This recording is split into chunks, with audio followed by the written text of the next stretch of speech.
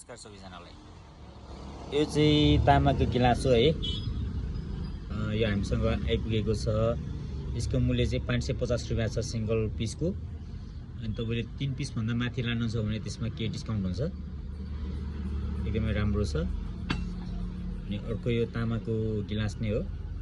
यसको मूल्य चाहिँ 850 रुपियाँ छ।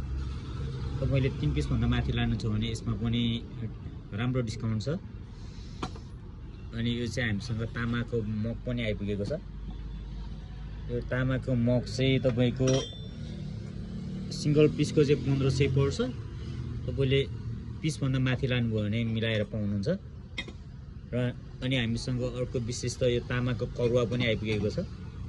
यो करुवालाई चाहिँ तपाईको 1500 रुपियाँ रहेको छ। र अनि अर्को एउटा यो हाम्रो ठुलो झारी पनि आइपुगेको छ। यो झारी चाहिँ तपाईले